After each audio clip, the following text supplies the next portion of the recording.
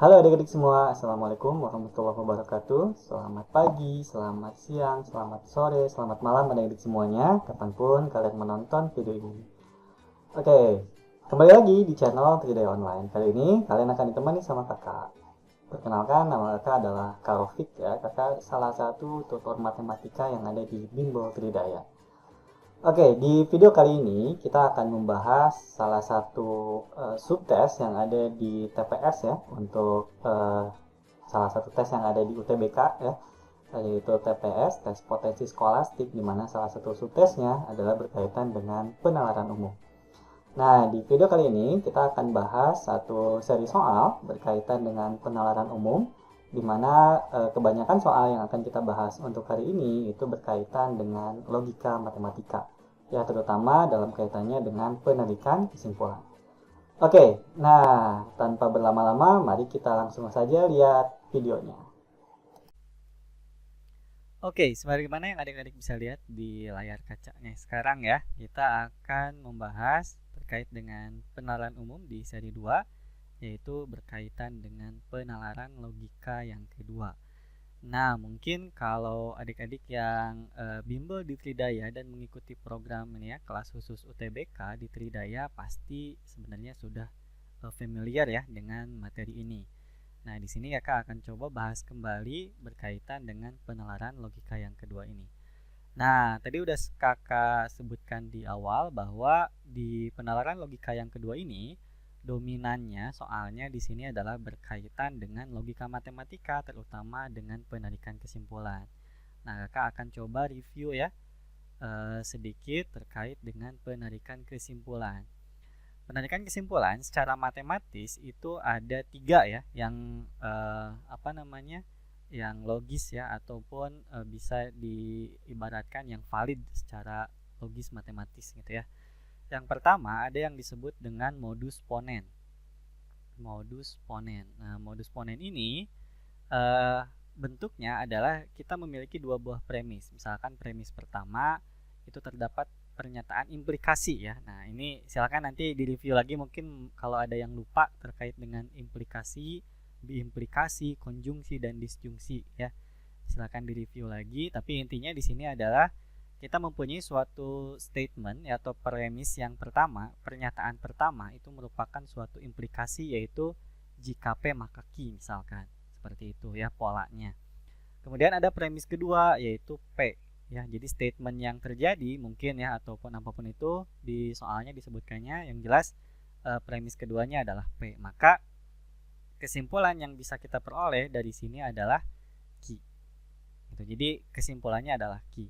Jika P maka Q kemudian muncul P, maka kesimpulannya adalah Q. Gitu ya, simpelnya seperti itu. Nah, kemudian yang kedua ada yang namanya modus tollens. Modus tollens ya, atau modus tollens apapun itulah ya penulisannya. Misalkan kalau modus tollens di sini ada premis pertama sama ya, ada implikasi yaitu jika P maka Q, kemudian di premis keduanya, nah ini adalah negasi Q yang terjadi ternyata. Maka kesimpulan yang dapat ditarik dari sini adalah negasi P. Gitu ya. Dan yang terakhir yang paling sering dipakai itu adalah silogisme. Silogisme. Nah, dalam silogisme sama sebenarnya ada dua premis, yaitu ada P1 di sini merupakan suatu implikasi jika P maka Q, dan juga ada P2 ya. Premis keduanya di sini ada jika Q maka R misalkan. Jadi di sini ada semacam tiga kalimat ini ya, tiga kalimat yang disatukan atau yang dihubungkan gitu ya. Mungkin adik-adik pernah dengar juga di bahasa Indonesia materi seperti itu. Nah, maka di sini bisa kita tarik kesimpulan yaitu jika P maka R. Ya, seperti itu. Jadi di luar yang ada di sini, maka itu secara logis atau dalam logika matematika dianggap kesimpulannya yang tidak valid. Ya, jadi ini adalah kesimpulan-kesimpulan atau proses penarikan kesimpulan yang valid. Di luar ini dianggap tidak valid. Contoh ya, misalkan contoh yang tidak valid. Tidak valid. Misalkan seperti ini. Kita punya premis pertama adalah jika P maka Q. Kemudian premis keduanya adalah Q. Oh, maka ini kesimpulannya adalah P misalkan seperti ini. Nah, ini salah. Ya, ini tidak valid. Gitu. Tetapi harusnya kalau ingin berupa suatu statement yang valid, maka harusnya jika P maka Q, premis keduanya adalah P ya, atau premis keduanya adalah negasi Q. Jadi Q-nya harus pakai negasi di sini. Ya gitu. Kalau Q aja ini tidak valid. Begitu juga kalau negasi P di premis keduanya. Sama ya, itu juga tidak valid nantinya. Gitu. Oke, kemudian yang kedua, kalau misalkan silogisme juga sama ya, jika P maka Q, kemudian di sininya harus jika Q maka R. Nggak bisa kalau misalkan di sini ada jika P maka Q, kemudian di sini jika R maka Q. Nah, kemudian kita mengambil kesimpulan jika P maka R, ataupun sebaliknya ini sama ya, ini juga tidak valid. Itu tidak bisa ditarik kesimpulan seperti ini. Oke, itu contoh yang tidak valid. Jadi yang valid itu hanya ada tiga rumus ini, yaitu modus ponens, modus tollens, dan juga silogisme. Nah, kemudian nantinya di dalam beberapa soal yang nanti akan kita bahas di bawah, itu ada kemungkinan kesimpulannya tidak langsung berupa implikasi jika P maka R. Misalkan ya, terutama dalam bentuk silogisme ataupun modus ponens, modus tollens, premisnya tidak langsung merupakan bentuk seperti ini jika P maka Q misalkan. Tetapi bisa juga bentuk yang lain yang disebut sebagai ekuivalen dengan implikasi. Ya, jadi ada beberapa ekuivalensi yang atau bisa disebut setara lah ya, setara dengan implikasi. Ya, ada beberapa kesetaraan. Yang pertama, jika P maka Q ini setara dengan atau ekuivalen dengan negasi Q maka negasi P. Nah, ini disebut sebagai kontraposisinya ya, atau kontrapositifnya. Kemudian yang kedua, jika P maka Q ini juga ekuivalen dengan negasi P atau Q. Gitu ya. Jadi nanti ketika kalian menemukan di soal ada premis yang berisi kata atau ya, kata hubungnya itu adalah atau, maka itu bisa kita ubah ke dalam bentuk implikasi terlebih dahulu dengan menggunakan aturan ini atau rumus ini.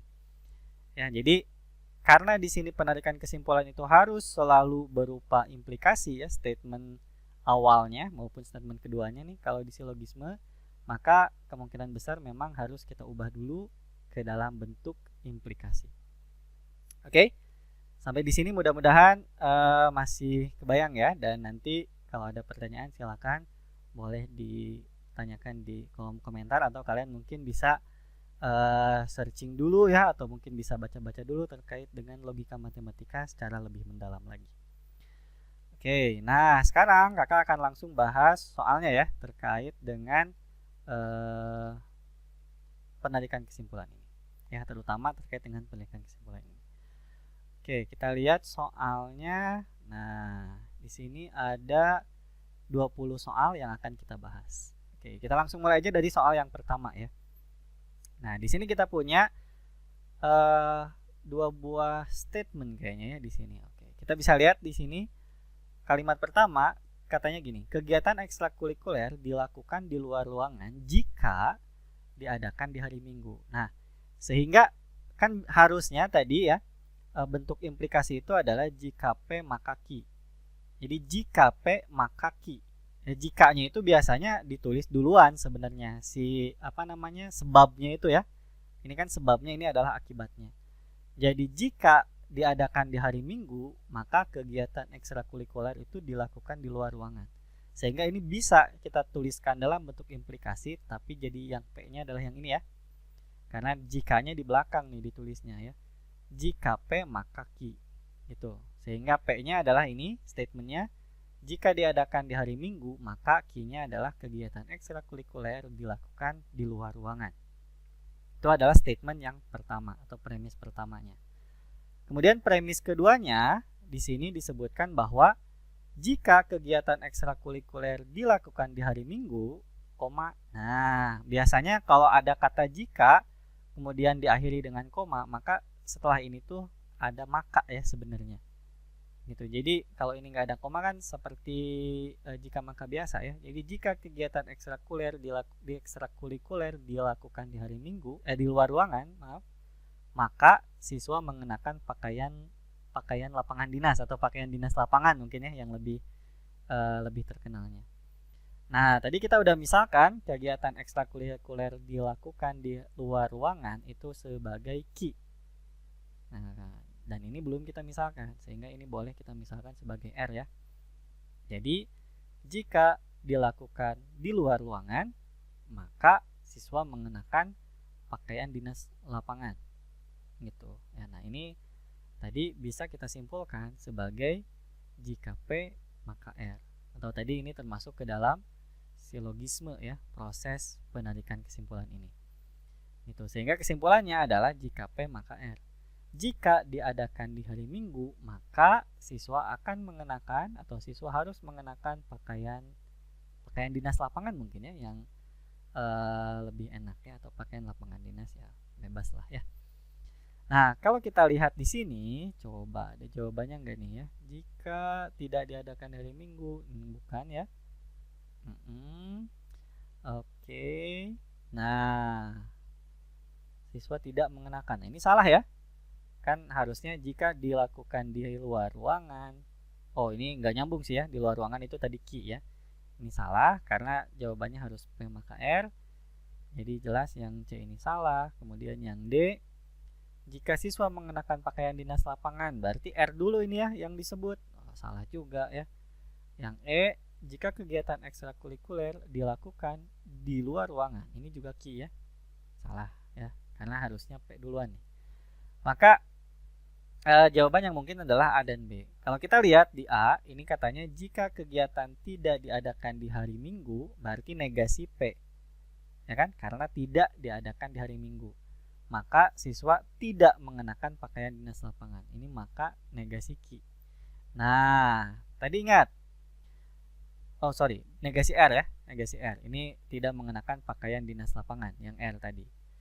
Nah, tadi kakak udah sebutkan bahwa kalau jika P maka R tidak ada di opsi ya, atau tidak ada di soal lah ya, sama aja, maka ini bisa kita ubah.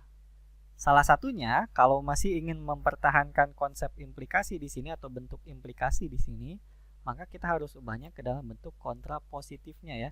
Jadi ini kontraposisinya. Yang ini ya, kontraposisinya yaitu dibalik dan dinegasikan. Jadi jika negasi R, maka negasi P.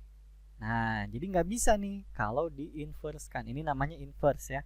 Di inverse, jadi dua-duanya hanya diberikan tanda negasi tanpa dibalik posisinya.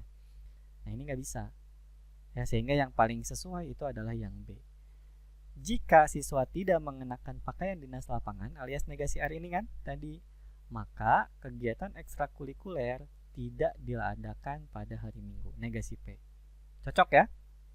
Jadi jawabannya adalah yang B. Gitu. Oke? Kurang lebih seperti itu nih. Soal-soal yang akan kita bahas selanjutnya ke bawah juga sama lah ya, kurang lebih seperti itu. Kita langsung lihat aja ya soal-soalnya sekaligus semuanya. Nah, kita lihat yang nomor 2 nih. Kita baca aja langsung ya. Semua guru berangkat ke sekolah Tridaya pada pagi hari dan pulang pada petang hari. Oke, jadi ada statement semua guru berangkat pada pagi hari dan pulang pada petang hari. Sebagian orang lulusan FKIP berprofesi sebagai guru katanya gitu. Ya, oke, ini nyambungnya di kata gurunya aja ya. Tapi di sini sebagian disebutkannya, tidak semua. Nah, kemudian disebutkan juga bahwa Nindi adalah lulusan FKIP UPI. Nah, oke, ini nyambung nih ke FKIP-nya. Kemudian Nindi berangkat bekerja di pagi hari dan pulang pada petang hari. Oke. Nah, simpulan yang tepat adalah apa katanya gitu ya. Oke. Nah, kalau kita lihat di sini ya, disebutkan bahwa semua guru ya berangkat ke sekolah Tridaya. Di sini dispesifikkan sekolah Tridaya ya. Tapi sebenarnya tanpa ada kata Tridaya pun intinya ke sekolah lah gitu mungkin ya. Semua guru berangkat ke sekolah pada pagi hari dan pulang pada petang hari. Nah, sebagian orang lulusan FKIP itu berprofesi sebagai guru. Nindi lulusan FKIP. Tetapi karena di sini disebutkan sebagian, maka belum tentu Nindi ini adalah guru. Ya kan? Belum tentu Nindi ini adalah guru. Gitu. Nah, meskipun disebutkan di sini bahwa Nindi berangkat bekerja di pagi hari dan pulang pada petang hari, belum tentu juga dia adalah guru. Gitu. Karena gini, statement yang pertama, kalau kita misalkan semua guru ya, P kemudian berangkat pagi hari dan pulang petang hari, ini misalkan sebagai Q, maka ini bisa juga kita tuliskan sebagai jika dia merupakan seorang guru, maka dia pasti pergi pagi dan pulang petang ya, bukan pergi pagi pulang pagi ya, kalau itu nanti jadi lagu ya. Nah, kemudian disebut bahwa Nindi ini berangkat di pagi hari dan pulang petang hari. Jadi di sini Nindi memenuhi statement yang Q. Nah, tadi saya udah bilang di awal di materinya bahwa kalau ada bentuk seperti ini tidak dapat disimpulkan. Ya kan? Tidak dapat disimpulkan. Kenapa? Karena jadinya penarikan kesimpulannya tidak logis. Kalau dia guru, pasti dia pergi pagi pulang petang. Tetapi kalau dia pergi pagi pulang petang, apakah dia pasti guru? Belum tentu. Ya kan? Bisa juga dia misalkan bekerja di bank misalkan, atau bekerja di tempat yang lain yang mengharuskan dia pergi pagi dan pulang petang. Ya, di sini tidak disebutkan bahwa hanya guru yang pergi pagi dan pulang petang. Itu. Jadi intinya di sini adalah tidak dapat disimpulkan. Meskipun di sini dituliskan juga bahwa Nindi adalah lulusan FKIP. Nah, balik lagi tadi ya. Disebutkan di sini bahwa sebagian orang lulusan FKIP itu berprofesi sebagai guru. Karena ada kata sebagian di sini, maka tidak bisa kita tuliskan sebagai implikasi. Kenapa? Karena tidak pasti. Ya kan? Tidak semua orang lulusan FKIP itu adalah guru, karena disebutkan hanya sebagian. Ya kan? Kalau sebagian kan kebalikannya adalah tidak semua. Gitu, atau setaranya dengan tidak semua ya. Gitu. Jadi apakah Nindi guru? Belum tentu. Ya, karena di sini hanya disebutkan sebagian, bukan semuanya. Gitu ya. Jadi tadi saya bilang belum tentu. Ya, artinya kalau disebutkan Nindi bukan guru juga belum tentu Nindi guru juga belum tentu ya. Kita nggak tahu apakah Nindi guru atau Nindi bukan guru dari statement-statement yang ada di sini. Ya, jadi kalau yang C, Nindi pulang kerja pada pagi hari, jelas salah ya. Karena disebutkan pulang itu pada petang hari. Kemudian yang D, Nindi adalah pegawai negeri, ini juga ya kita nggak tahu ya. Dia guru, pegawai negeri, dia pekerja kantoran, kita nggak tahu kerjaannya apa gitu. Yang jelas dia perginya pagi, pulangnya petang gitu. Ya, nah jadi yang dapat disimpulkan di sini adalah tidak ada ya jawabannya, sehingga yang B tidak dapat ditarik kesimpulan. Seperti itu ya, mudah-mudahan kebayang. Jadi ini kalau kita rumuskan seperti yang nomor 1 ini agak sulit ya, karena memang statementnya tidak mengarah ke salah satu dari ketiga tadi ya, 3 proses penarikan kesimpulan tadi, atau tidak 3 bentuk penarikan kesimpulan tadi, sehingga ini hanya bisa kita analisis secara logis seperti barusan. Oke, mudah-mudahan kebayang ya. Nah, sekarang kita lihat nomor 3. Ini masih sama nih ya, masih mirip-mirip. Menjelang semester 2, Erik berencana mengikuti ekstrakurikuler di sekolah ya. Oke, jika ia mengikuti ekskul sepak bola, maka ia membeli sepatu bola. Jelas ya. Masa beli sepatu sepatu boot kan enggak ya. Kemudian jika ia mengikuti ekskul paskibra, ia membeli sepatu pantofel. Oke. Nah, saat semester 2, Erik tidak membeli sepatu bola atau sepatu pantofel. Nah, simpulan yang paling tepat adalah jadi gini. Kalau di sini hanya disebutkan atau ya. Atau itu kan berarti bisa salah satu benar. Ya kan? Bisa dua-duanya benar. Itu, atau juga ya di sini kan disebutkannya tidak membeli sepatu bola atau sepatu pantofel ya, artinya dia tidak membeli sepatu bola tetapi beli sepatu pantofel, atau bisa juga dia belinya sepatu bola tetapi tidak beli sepatu pantofel, atau bisa juga dia sebenarnya tidak membeli kedua-duanya gitu. Nah, Kalau seperti ini bisa kita tarik kesimpulan. Kenapa? Karena tadi disebutkan, misalkan ya, kita ambil statement yang pertama ini. Yang pertama ya. Jika ia mengikuti ekskul sepak bola, maka ia membeli sepatu bola. Gitu. Kemudian statement di sini, ini ada dua nih. Dia bisa negasi Q atau misalkan di sini negasi R lah ya. Gitu. Nah, berarti kan negasi Q mungkin terjadi karena di sini ada atau. Sehingga kesimpulannya bisa negasi P. Nah, tetapi atau. Nah, balik lagi. Kalau ia mengikuti ekskul paskibra, maka ia membelinya sepatu pentofol. Oh, berarti ini misalkan ekskul paskibranya itu sebagai R lah ya. Jika R, maka membeli pentofolnya ini jadi S ya. Kita ubah. Ini menjadi S. Nah, berarti jika R maka S, kemudian negasi S. Berarti jelas di sini yang terjadi adalah negasi R.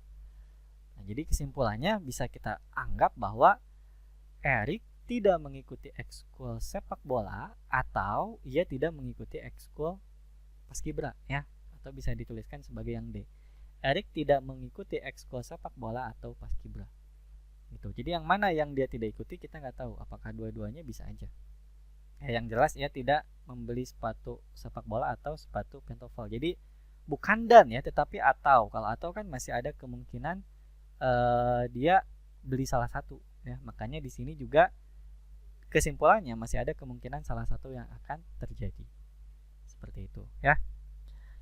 Oke. Nah, nomor 4 nih masih mirip seperti yang barusan, seperti yang nomor 3. Jadi katanya gini, jika guru membunyikan tanda bel masuk, maka siswa masuk ke kelas masing-masing. Misalkan aja lah langsung ya. Jika P, maka Q. Nah, jika ada pengumuman, maka siswa berkumpul di lapangan upacara. Ini kan berbeda nih ya. Nah, ada yang berkaitan dengan statement yang pertama tadi, kalimatnya. Jadi kita buat kalimat baru, yaitu jika R, maka S. Gitu. Nah, saat ini siswa berada di luar kelas ya, atau mereka tidak berkumpul di lapangan upacara. Artinya di sini negasi Q atau negasi S sebenarnya kan? Nah, negasi Q kenapa? Karena di sini siswa di luar kelas. Q itu kan tadi siswa masuk ke kelas masing-masing, artinya ada di dalam. Tetapi yang terjadi adalah negasi Q. Ya, tidak di dalam atau di luar ya, kalau di sini disebutkannya di luar. Atau mereka tidak berkumpul di lapangan upacara. Ya, atau negasi S karena tadi S itu kita misalkan di sini berkumpul di lapangan upacara. Sehingga mirip seperti yang tadi ya, maka yang mana yang bisa kita tarik kesimpulan? Ya jelas guru tidak membunyikan bel tanda masuk atau tidak ada pengumuman. Gitu ya, karena tadi balik lagi ini atau ya. Atau. Jadi kalau atau kan artinya salah satu mungkin saja terjadi, mungkin juga dua-duanya terjadi. Ya, kalau ada negasi ya berarti mungkin salah satu tidak terjadi, mungkin juga dua-duanya tidak terjadi. Ya, seperti itu. Mudah-mudahan kebayang. Nah, tetapi balik lagi ya, ini disclaimer-nya harusnya saya bilang di awal, tetapi baru ingat ya, jadi kita bahas di sini ya setelah nomor 4 ini. Jadi kalau di penalaran umum saya selalu tekankan bahwa ini adalah pendapat saya ya pribadi berkaitan dengan soal ini ya, dan dikaitkan dengan logika matematika. Dalam hal ini adalah penarikan kesimpulan. Tetapi nanti pada prakteknya ketika kalian mengerjakan soal, jika mungkin menurut kalian ada yang lebih tepat ya, yang lebih masuk akal, silakan ya menurut kalian. Nah, tetapi saya mencoba mengaitkan apa yang ada di soal-soal ini dengan logika matematika. Karena sebenarnya logika matematika itu strict ya, atau sangat ketat. Sangat ketat dalam artian kita ngomonginnya logika matematika, logika yang biasa dipakai dalam berpikir matematis atau dalam memecahkan masalah-masalah matematis. Ya, sedangkan ini adalah masalah-masalah real life situation, ya kan? Situasi-situasi di sini kalimat-kalimatnya yang ada di dunia nyata, dalam artian di sini menggunakan konteks-konteks ya sehari-hari kita. Gitu. Apakah ini selalu terjadi? Apakah itu selalu terjadi? Kan belum tentu. Gitu ya, selalu bahasanya nanti mungkin belum tentu dan kita nggak tahu ya. Nah, tetapi kalau dikaitkan dengan logika matematika ya saya membawanya seperti ini. gitu ya. Saya menggiringnya ke bentuk yang seperti ini. Jadi mungkin nanti ada kemungkinan bahwa pemikiran saya sebagai orang matematika berbeda dengan pemikiran yang membuat soal. Mungkin yang membuat soal adalah seorang psikolog mungkin gitu, seperti itu, atau dari basic pendidikan yang lain gitu ya, atau mungkin kalian yang membacanya gitu atau yang memperhatikannya seperti itu. Nah, jadi saya mencoba menggiring ini ke dalam bentuk logika matematika karena biasanya kalau kita menggunakan logika matematika itu untuk statement-statement matematis ya, yang yaitu tadi kuat ya, maksudnya ketat ya, maksudnya ketat ya. Kalau di matematika ketika 1+1 sama dengan 2 ya dia sama dengan 2, tidak mungkin sama dengan 3 gitu. 1+1 itu lebih ketat. Tapi kan kalau di real life situation ini ya bisa aja dia misalkan gini, guru membunyikan bel tanda masuk, maka siswa masuk ke kelas. Ya bisa aja meskipun guru sudah membunyikan bel masuk, siswa masih tetap berada di luar kelas karena dia lagi pelajaran olahraga misalkan seperti itu. Ya kan masih ada kemungkinan seperti itu. Jadi tidak bukan sesuatu yang pasti. Tetapi di sini kita mencoba mengarahkan premis-premis ini atau pernyataan-pernyataan ini ke arah logika matematika gitu ya.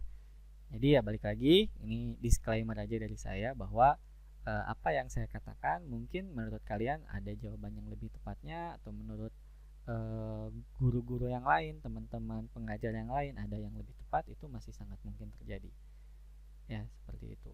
Dan ya, kita saling diskusi aja ya, mungkin di sini ada yang mau berkomentar silahkan. Oke, itu sedikit intermezzo ya, atau mungkin ya disclaimer tadi ya. Kita lanjutkan dulu sekarang ke soal nomor 5 ya. Nah, di sini ini terdapat 2 buah premis, yaitu premis pertama katanya jika Asep rajin belajar maka Asep naik kelas. Nah, balik lagi ya, ini bisa kita misalkan sebagai jika P maka Q, kemudian jika Asep tidak naik kelas atau Asep mendapat hadiah. Nah, jadi di sini statement kedua atau premis kedua itu adalah negasi Q atau R. Nah, balik lagi tadi ya, ini harus kita ubah dulu ke dalam bentuk implikasi. Dan jelas, ini sudah sesuai dengan rumus ya. Kalau dibuat ke dalam bentuk implikasi, maka statement pertamanya ini tinggal kita ubah menjadi positif ya, karena di sini negatif nih, anggap aja seperti itu ya. Negatif atau ada negasinya, kita hilangkan negasinya, kemudian kita ubah menjadi tanda panah ya, jadi implikasi, kemudian tinggal R. Sehingga kalau yang atasnya tetap jika P maka Q, kemudian jika Q maka R. Ini pasti kesimpulannya adalah jika P maka R. Ya, atau seharusnya karena ini tadi kita misalkan sebagai negasi Q, ini adalah R. Ya, maka harusnya adalah jika Asep rajin belajar maka Asep akan mendapat hadiah. Gitu ya. Yang mana ini? Coba kita lihat. Nggak ada ya. Yang jika maka itu hanya ada di opsi A dan B, sedangkan di sini statementnya jika Asep tidak rajin belajar maka Asep tidak mendapatkan hadiah. Yang ini adalah negasi P maka negasi R.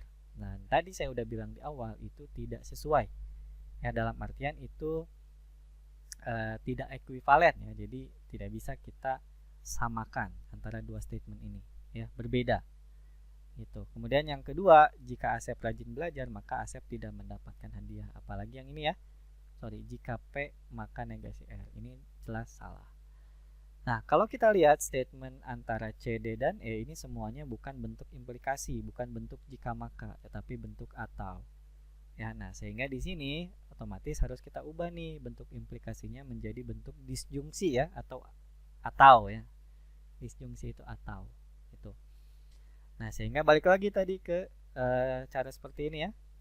Statement pertamanya kita negasikan, jadi negasi P atau R. Itu. Yang negasi P berarti Asep tidak rajin belajar. Nah, atau Asep mendapatkan hadiah. Jadi jawabannya adalah yang D, ya, dodol. Oke. Mudah-mudahan cukup jelas ya. Kita lanjutkan ke soal nomor 6. Nah, di sini disebutkan bahwa jika guru matematika menambah jam pelajaran di hari Rabu, maka nilai siswa banyak yang meningkat. Ya, langsung aja kita misalkan ini P ini Q ya. Jadi jika P maka Q premis pertamanya. Kemudian premis keduanya, jika nilai siswa banyak yang meningkat alias Q ya, maka siswa dapat mengikuti kegiatan ekskul. Nah, jika Q maka R. Sehingga jelas kesimpulan yang tepat itu adalah jika P maka R.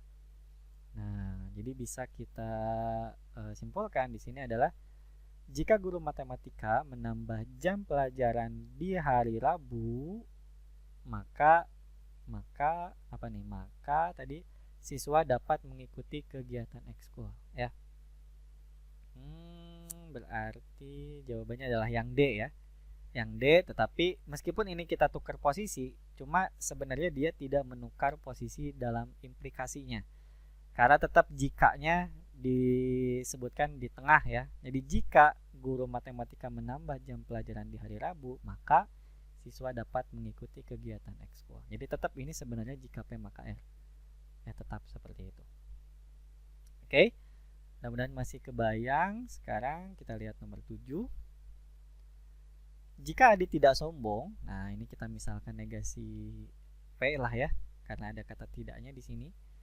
Jika Adi tidak sombong, maka Adi mempunyai banyak teman, maka Q. Pada kenyataannya, Adi tidak mempunyai banyak teman. Nah, ini bisa kita tuliskan sebagai negasi Q. Maka kesimpulannya apa? Ya berarti di sini adalah, ingat ya, tadi kalau statement keduanya negasi ya, negasi dari akibatnya ya, akibat dari statement yang pertama, maka sebabnya itu kita negasikan lagi. Jadi negasi dari negasi P. Sehingga ini ekuivalen dengan P. Gitu. Artinya apa? Adi, nah ini terlalu lebay ya kalau kita sebutkan pasti sombong. Adi sombong. Gitu ya. Apakah pasti sombong? Nah, itu balik lagi yang tadi ya. Kalau dilihat dalam situasi dunia nyata ya mungkin ada alasan lain kenapa Adi tidak mempunyai banyak teman. Ya, tetapi kalau kita kaitkan dengan logika matematis, yaitu karena di sini mungkin disebutkan bahwa penyebab dia tidak banyak teman itu adalah karena dia sombong gitu. Ya, seperti itu. Oke.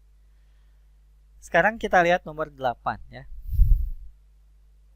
Di sini disebutkan jika hari ini hujan, nah maka ibu tidak pergi berbelanja. Misalkan jika hari ini hujan itu adalah P, maka ibu tidak pergi berbelanja. Misalkan ini sebagai negasi Q lah ya, gitu. Kemudian statement keduanya adalah ibu pergi berbelanja, artinya adalah Q, atau ayah menonton sepak bola di rumah, atau R. Gitu. Nah, ini kita bisa ubah dulu ya ke dalam bentuk implikasi seperti biasa, sehingga ini tetap menjadi jika P maka negasi Q, kemudian yang keduanya adalah negasi Q maka R. Gitu ya. Jadi diubah selalu kalau dari disjungsi ke implikasi tinggal dinegasikan atau dinegatifkan lah ya, diingkari statement pertamanya atau statement sebabnya di sini ya. Sebabnya. Itu akibatnya tetap ya. Nah, di sini sehingga bisa kita simpulkan sebagai jika P maka R. Gitu ya, jika P maka R. Itu mungkin masuk akal lah ya kalau ini. Jika hari hujan, maka ibu tidak pergi berbelanja. Jika ibu tidak pergi berbelanja, maka ayah bisa nonton sepak bola. Nah, karena mungkin kalau ibu pergi berbelanja, ayah nggak bisa nonton ya, karena harus nganterin ibu misalkan. Gitu ya, misal. Nah, sehingga di sini bisa kita tarik kesimpulan bahwa jika hari ini hujan, maka ayah bisa menonton sepak bola di rumah. Gitu. Jadi jawabannya adalah yang B. Oke. Seperti itu ya. Kita lihat lagi nomor 9. Nah, di sini disebutkan bahwa jika UTBK maju pelaksanaannya, ini kita misalkan sebagai P ya, maka semua siswa menjadi rajin belajar, misalkan sebagai Q. Ini siswa menjadi rajin belajar, misalkan sebagai Q. Nah, di sini disebutkan semua siswa rajin belajar. Kemudian ada statement bahwa ada siswa yang malas belajar. Gitu ya. Jadi di sini ada negasi Q ya, karena kebalikan dari semua itu adalah ada, kebalikan siswa rajin belajar itu adalah ya tidak rajin belajar, atau di sini disebutkan sebagai siswa yang malas. Gitu ya. Nah, atau di sini disebutkan semua orang tua siswa mendaftarkan anaknya les di Tridaya. Nah, misalkan aja ini sebagai R ya, atau R. Tuh, nah balik lagi seperti sebelumnya, kita ubah dulu. Ini jadi jika P maka Q tetap. Kalau yang ini, nah berarti jika Q maka R. Ya kan? Sehingga kesimpulannya adalah jika P maka R. Atau di sini bisa kita baca sebagai jika UTBK maju pelaksanaannya, maka semua orang tua siswa mendaftarkan anaknya les di Tridaya. Ya, gitu. Nah, sorry, di sini masih ada statement yang ketiga ya, masih ada premis ketiga yaitu UTBK maju pelaksanaannya. Alias di sini ini kan premis pertama ya. Ini premis kedua, kesimpulannya ada ini, kemudian kita masukin nih premis ketiga yaitu P ya, atau UTBK maju pelaksanaannya, sehingga kesimpulannya di sini adalah R. Ya. Jadi apa itu R? R itu adalah semua orang tua siswa mendaftarkan anaknya les di Tridaya. Gitu ya, jadi jawabannya yang B. Jadi bisa aja, misalkan ini kan dua statement ini adalah suatu silogisme, kemudian ini adalah suatu modus ponen. Nah, itu bisa ya saling disatuin gitu, atau ada dua-duanya di dalam satu soal yang sama. Bisa jadi seperti ini ya, jadi saling berkaitan antara satu statement dengan statement yang lainnya. Oke, kita lanjut ya ke nomor 10. Nah, di sini disebutkan bahwa buku-buku yang diletakkan dalam rak berkode 5 diterbitkan oleh penerbit A. Buku-buku yang diletakkan di rak 5 harganya murah ya. Harganya murah. Nah, tidak ada satupun buku matematika di rak itu. Simpulan yang paling tepat tentang penerbit A, jadi tentang penerbit A nih ya, simpulannya adalah apa? Jadi gini, ini balik lagi disclaimer yang tadi ya. Silakan kalian ingat tadi yang saya sampaikan. Tetapi untuk soal ini nampaknya yang membuat soal itu menganggap, atau ya kita sepakati aja ya, kita pastikan di sini bahwa penerbit A itu pasti menerbitkan buku matematika. Gitu, itu kita anggap dulu seperti itu. Ya, anggap dulu seperti itu karena di sini kebetulan tidak ada juga yang menyebutkan bahwa di opsi ya, bahwa penerbit itu tidak menerbitkan buku matematika. Nah, jadi gini. Kita anggap bahwa penerbit A itu ya, ini kan misalkan ini adalah di suatu sekolah ya, ada beberapa buku teks gitulah ya, buku teks matematika dan pelajaran lainnya, dan ada beberapa penerbit, di antaranya adalah penerbit A tuh ya. Nah, kalau buku-buku yang diletakkan di kode 5 itu adalah dari penerbit A. Buku-buku di kode 5 itu harganya murah ya, jadi intinya buku-buku di kode 5 itu adalah dari penerbit A dan dia adalah murah. Itu. Nah, kemudian disebutkan bahwa tidak ada satupun buku matematika di rak itu. Artinya, di rak kode 5 ini tidak ada buku matematika yang murah. Ya kan? Jelas, tidak ada buku matematika yang murah dan tidak ada buku matematika dari penerbit A di rak kode 5 ini. Gitu. Artinya apa? Nah, ada dua kemungkinan memang ya. Yang pertama, memang si A ini tidak menerbitkan buku matematika. Gitu. Ya, memang dia tidak menerbitkan buku matematika, tapi itu tidak ada di opsi. Ya kan? Itu kemungkinan pertama. Kemudian, kemungkinan kedua adalah mungkin saja dia menerbitkan buku matematika ya, tetapi tidak ada di rak kode 5. Artinya apa? Di sini ingat ya, ini disebutkannya adalah jika buku itu diletakkan di kode 5 maka ia diterbitkan oleh penerbit A. Bukan berarti sebaliknya. Ingat ya, kalau jika P maka Q ini tidak ekuivalen dengan jika Q maka P. Jika Q maka P ya. Artinya di sini kalau kita menyebutkan buku yang diletakkan di rak berkode 5 diterbitkan oleh penerbit A, tidak berarti bahwa penerbit A ya semua bukunya disimpan di rak kode 5. Bukan. Ya kan? Bisa aja ada rak lain yang menyimpan buku dari penerbit A juga, tetapi bukan buku yang murahnya. Gitu. Ya, atau ada buku yang mahal-mahalnya di rak yang lain yang diterbitkan oleh penerbit A. Itu ya. Jadi intinya adalah tadi ya, yang pertama bisa mungkin si A ini tidak menerbitkan buku matematika. Ya, sehingga tidak ada di kode 5 mungkin ya. Atau yang kedua, si A ini ya memiliki rak lain atau ada rak lain yang memuat buku dari penerbit A yang tidak murah. Ya, sehingga ada kemungkinan buku matematika dari penerbit A itu ada di rak yang lain. Sehingga kesimpulannya adalah, atau yang bisa kita tangkap dari sini adalah mungkin ya penerbit A itu menerbitkan buku matematika yang tidak murah. Gitu. Jadi jawabannya adalah yang E. Oke, kita bedahnya dengan cara yang lain. Itu tadi kesimpulannya langsung dari sini ya. Langsung dari kalimatnya. Kalau kita cek opsi misalkan. Yang A, penerbit A tidak menerbitkan buku murah, jelas salah. Karena balik lagi tadi ya, dia ada di kode 5 dan dia pasti murah. Pasti ada yang murah. Penerbit A tidak menerbitkan buku yang tidak murah. Nah, ini kita belum tahu, belum tentu. Ya, karena bisa aja penerbit A ini punya buku yang tidak murah tetapi tidak disimpan di kode 5. Misalkan disimpannya di etalase yang berbeda ya, yang pakai kaca biar orang nggak bisa baca begitu saja gitu ya, karena ini bukunya mahal misalnya seperti itu. Itu ya. Jadi menerbitkan buku yang tidak murah ya, ini bisa jadi ya, bisa jadi enggak ya. Menerbitkan buku yang tidak murah ya, bisa jadi ya, bisa jadi enggak, kita nggak tahu juga. Kemudian yang D, menerbitkan buku matematika yang murah, ini jelas salah ya kan. Karena apa? Karena tadi kalau buku matematika murah ya pasti dia ada di kode 5 gitu. Sedangkan ini nggak ada di kode 5. Jadi dia istilahnya apa ya, belum tentu lah ya, belum tentu. Nah yang E juga sebenarnya belum tentu ya, belum tentu dia menerbitkan buku matematika. Tetapi di antara opsi yang lain ini yang paling mendekati. Balik lagi tadi, kalau dianggap bahwa penerbit A ini pasti menerbitkan buku matematika gitu.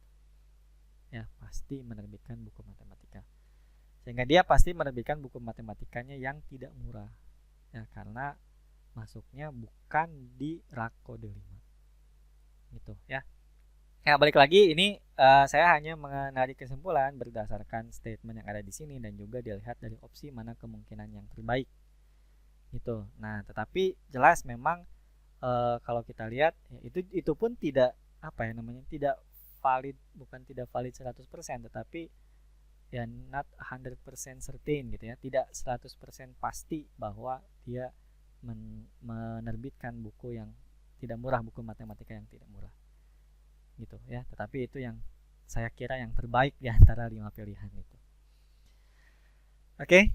Nah, selanjutnya nomor 11 nih. Jika Adi rajin berlatih, katanya, maka ia bisa ya mengayuh sepeda untuk jarak jauh. Berarti ya biasa lah ya, kita tuliskan sebagai jika P maka Q. Kemudian jika Adi sudah bisa mengayuh sepeda untuk jarak jauh, maka Adi bisa menang balap sepeda. Berarti jika Q maka R. Nah, hari ini Adi bisa mengayuh sepeda untuk jarak jauh. Berarti ini sebenarnya statementnya adalah Q. Ya kan? Statement yang ketiganya itu adalah Q. Nah, harusnya yang bisa ditarik kesimpulan di sini hanya R. Ya. Jadi hanya kita lihat dari dua statement ini. Statement yang pertama itu enggak ngaruh. Ya, itu. Jadi kemungkinannya hanya R, yaitu Adi bisa menang balap sepeda. Ya, gitu. Karena tadi kan kalau si Adi ini bisa mengayuh sepeda untuk jarak jauh, maka Adi bisa menang balap sepeda. Hari ini Adi bisa mengayuh untuk jarak jauh, maka ya jelas Adi bisa nanti menang balap sepeda. Oke, kita lihat nomor 12 sekarang. Jika jumlah mobil semakin banyak, ruang parkir yang dibutuhkan semakin luas. Nah, ini mirip dengan yang tadi ya, yang ekskul tadi, atau yang guru menekan bel ya, yang nomor 3, nomor 4 tadi ya. Jika jumlah mobil semakin banyak, maka ruang parkir yang dibutuhkan semakin luas. Misalkan jika P maka Q. Jika jumlah mahasiswa semakin banyak, ini udah beda lagi ya. Jika R, maka jumlah gedung kuliah harus ditambah, maka S. Saat ini ruang parkir yang semakin luas tidak dibutuhkan. Berarti kita tidak butuh nih negasi Q, berarti kan? Jadi kesimpulannya jelas negasi P, atau di sini juga negasi S. Atau jumlah gedung kuliah tidak harus ditambah. Ya, jadi kesimpulannya adalah negasi R. Sehingga di sini jelas jumlah mobil belum banyak atau ya jumlah mobil atau jumlah mahasiswa tidak semakin banyak atau belum banyak ya gitu, sehingga kita masih belum butuh ini atau butuh yang gedung ya, belum butuh ruang parkir yang luas dan atau jumlah gedung kuliah tidak harus ditambah ya, intinya seperti itu yang paling mendekati. Oke, sekarang kita lihat nomor 13. Jika penguasaan matematika rendah, jika P, maka sulit untuk menguasai fisika, maka Q. Fisika tidak sulit dikuasai atau iptek tidak berkembang. Ya, misalkan gini aja ya. Ini tadi P, ini Q ya, fisika tidak sulit dikuasai berarti negasi Q atau iptek tidak berkembang, misalkan negasi R. Nah, jika iptek tidak berkembang, maka negara akan semakin tertinggal. Kalau negasi R, maka S misalnya seperti itu. Nah, di sini yang belum implikasi hanya yang kedua ya. Sehingga ini harus kita ubah dulu menjadi jika R maka jika Q maka negasi R. Gitu ya, sehingga ini jelas. Nanti kesimpulannya ini karena nyambung ya. Ini Q juga, ini negasi R juga. Maka kesimpulannya adalah jika P maka S. Gitu. Jadi jika penguasaan matematika rendah, maka negara akan semakin tertinggal.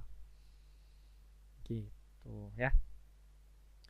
Oke, kita lanjut lagi nomor 14.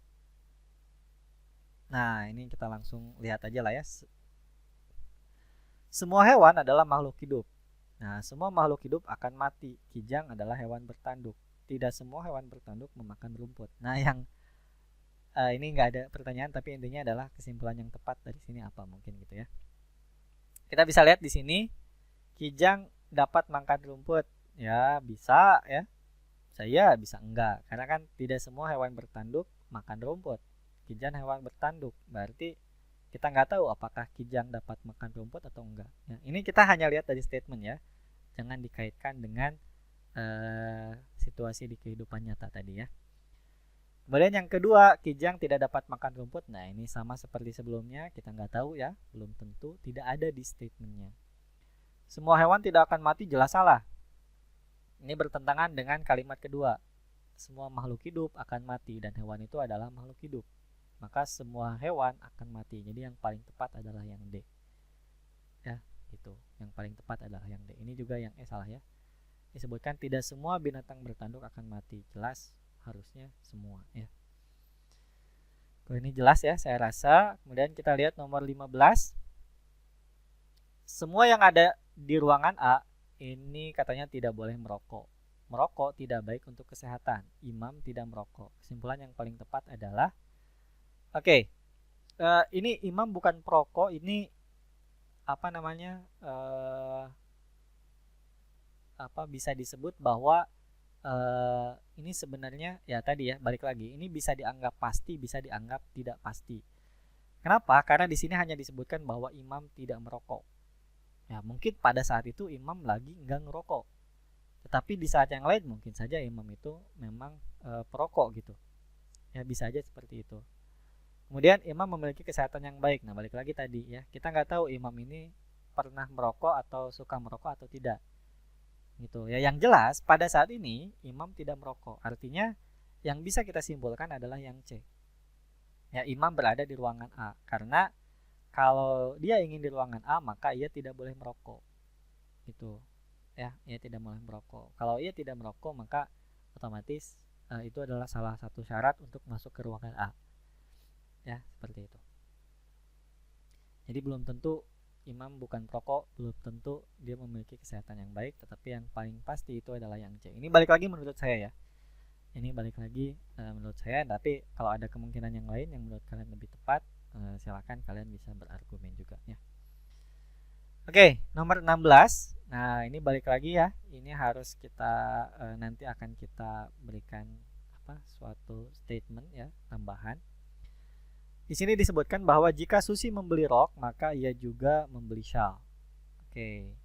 Jika Susi membeli shawl, maka Ajeng membeli jaket. Ajeng membelinya celana. Jadi Ajeng nggak beli jaket nih. Ya. Ajeng belinya celana. Simpulan yang tepat adalah gini. Jadi mungkin di sini ya tadi ya harus harus dipastikan sebenarnya bahwa Ajeng itu hanya bisa beli jaket atau bukan jaket. Gitu. Ketika Ajeng belinya bukan jaket, ya, artinya di sini Susi juga tidak membeli shawl. Kalau Susi tidak membeli shawl, maka ia juga tidak membeli rok. Nah, jadi kesimpulannya sebenarnya yang paling tepat di sini adalah Susi tidak membeli rok. Nah, tapi tadi ya dengan catatan bahwa kita menganggap Ajeng itu hanya bisa memilih antara jaket atau bukan jaket yang bisa dibelinya. Jadi tidak bisa dia membeli dua-duanya misalkan gitu. Ya, ketika Ajeng belinya celana, maka dia pasti tidak membeli jaket. Kalau Ajeng tidak membeli jaket, maka Susi tidak membeli shawl. Susi tidak membeli shawl, maka ia tidak membeli rok.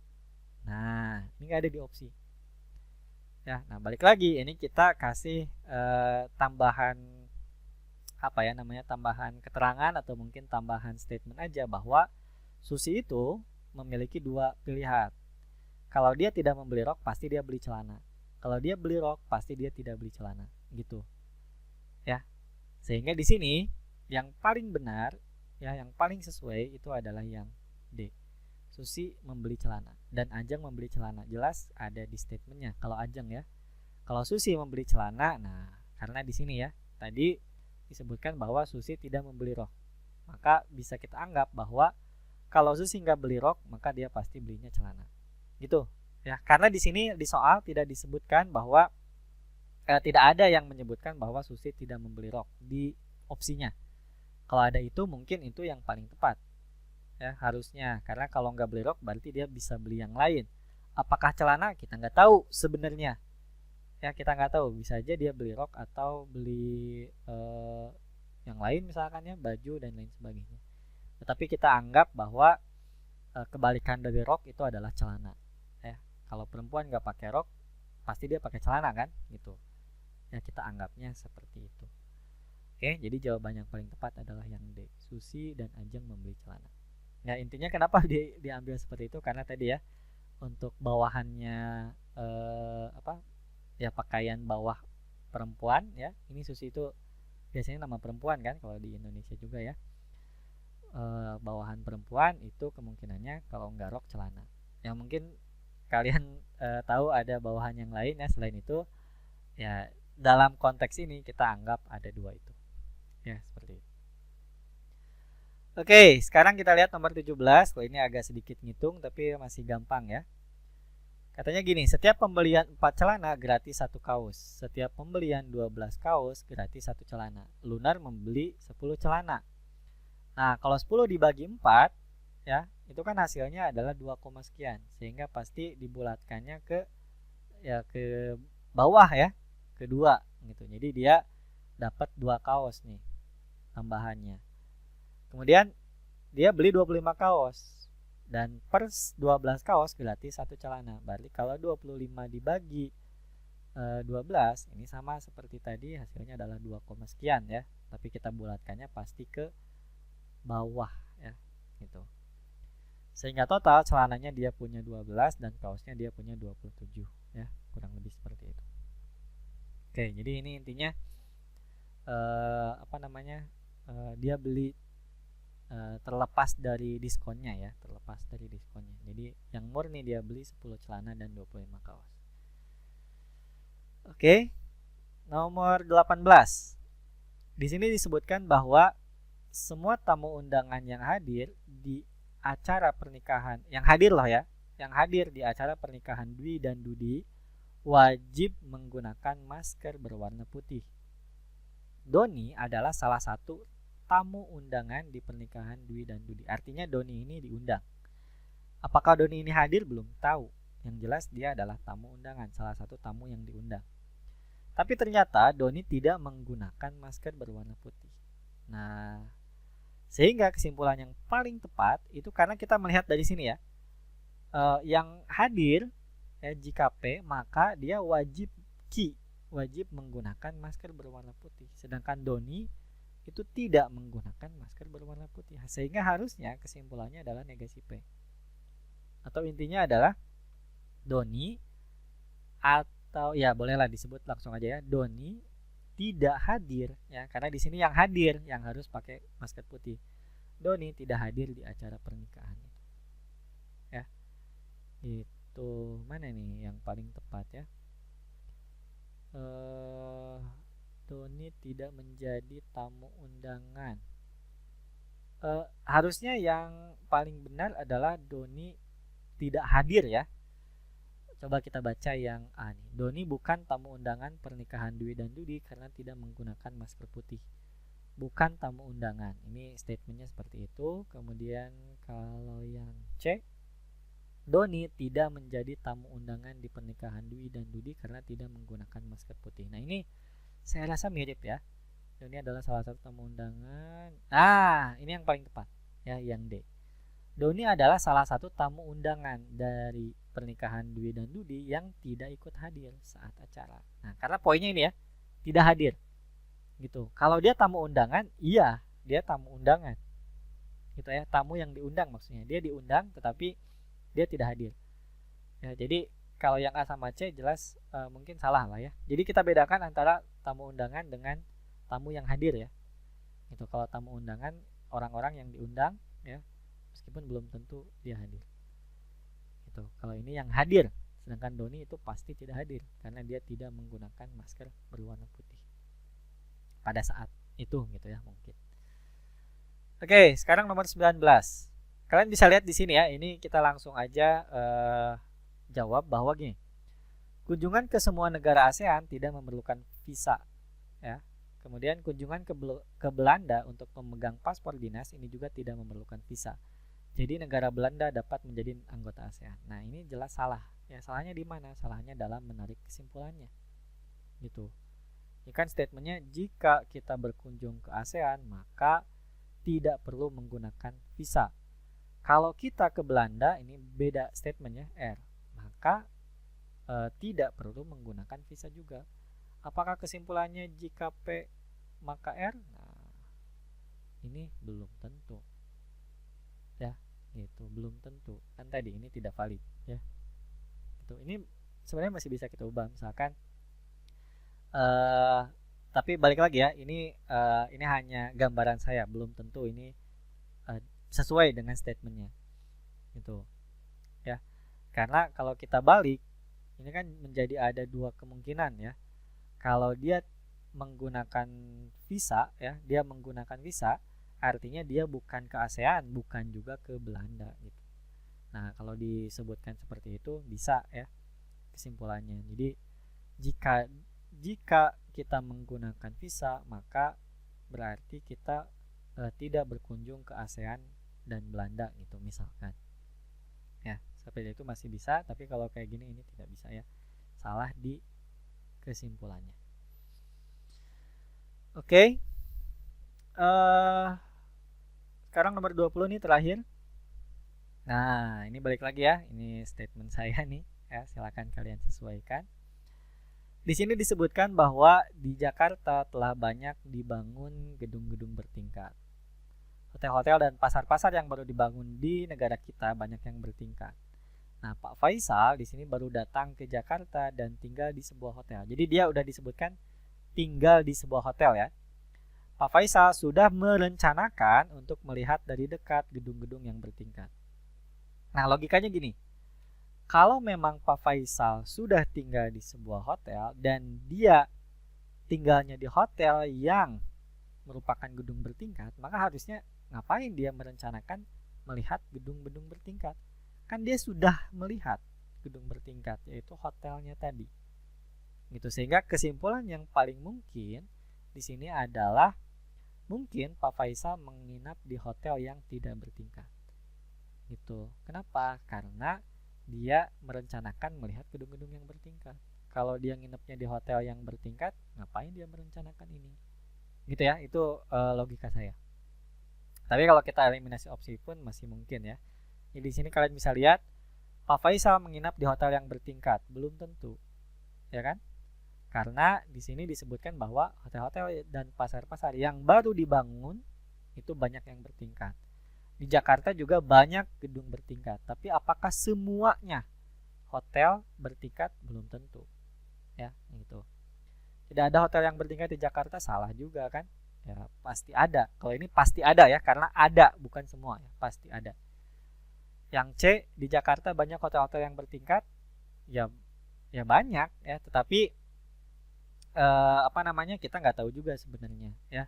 Di sini disebutkan Jakarta itu pada dasarnya banyak ya, tapi kalau kita lihat statement ini, di sini hanya disebutkan bahwa di Jakarta telah banyak dibangun gedung bertingkat. Nah, hotel dan pasar yang baru dibangun di negara kita, bukan Jakarta, tapi di negara kita. Bisa di Jakarta, bisa bukan. Ya kita nggak tahu. Jadi kita nggak tahu bahwa di Jakarta itu banyak hotel bertingkat atau enggak. Gitu ya. Nah, yang D, Pak Faisal sedang memikirkan tempat untuk menginap. Nah, kalau ini menurut saya salah juga. Kenapa? Karena di sini udah disebutkan bahwa dia tinggal di sebuah hotel, bukan akan tinggal di sebuah hotel. Ya, jadi Pak Faisal ini baru datang, telah datang berarti kan? Baru datang nih. Berarti telah kan? Si datangnya udah telah ya. Kemudian dia tinggal juga di sebuah hotel. Artinya bukan merencanakan atau belum, bukan berarti dia sedang memikirkan hotel untuk menginap, karena dia sudah menginap di sebuah hotel atau sedang menginap di sebuah hotel. Gitu ya. Jadi tidak sedang memikirkan, tetapi udah menginapnya, sedang menginapnya gitu. Oke. Nah, mudah-mudahan ada gambaran lah ya terkait dengan penularan umum, karena memang jujur menurut saya ini balik lagi tadi ya, kalau berkaitan dengan logika itu ya agak sulit kita bisa memahami maksud dari pembuat soal sebenarnya. Nah, balik lagi, kalau kalian ingin menariknya ke dalam logika matematis, ya jelas logika matematis itu sangat ketat ya. Jadi kalau udah disebutkan A dan B harus C, ya udah A dan B yang harus C, selain itu nggak bisa gitu ya. Nah, jadi seperti itu dulu yang dapat saya sampaikan untuk pertemuan kali ini. Terima kasih banyak atas perhatian kalian. Kalau ada yang mau ditanyakan, silakan mungkin bisa ditanyakan di kolom komentar. Oke, terima kasih atas perhatiannya hari ini. Mudah-mudahan ada bayangan ya untuk kalian dalam menjawab soal-soal yang berkaitan dengan penularan logis ya gitu. Ya intinya tetap kalian harus banyak baca ya, banyak berlatih sehingga wawasan kalian dan juga logika kalian juga semakin terasa. Oke, jangan lupa di like ya videonya, kemudian di klik tombol subscribe agar kalian bisa mendapatkan video-video atau langsung ya mendapat notifikasi terkait dengan video-video terbaru yang berkaitan dengan pembahasan soal-soal UTBK terutama. Oke, terima kasih sekali lagi ya saya sampaikan atas perhatiannya. Kalian sudah nonton videonya, terima kasih. Mohon maaf kalau ada salah-salah kata dan kekurangan. Kita ketemu lagi di video selanjutnya. Dadah, assalamualaikum warahmatullahi wabarakatuh.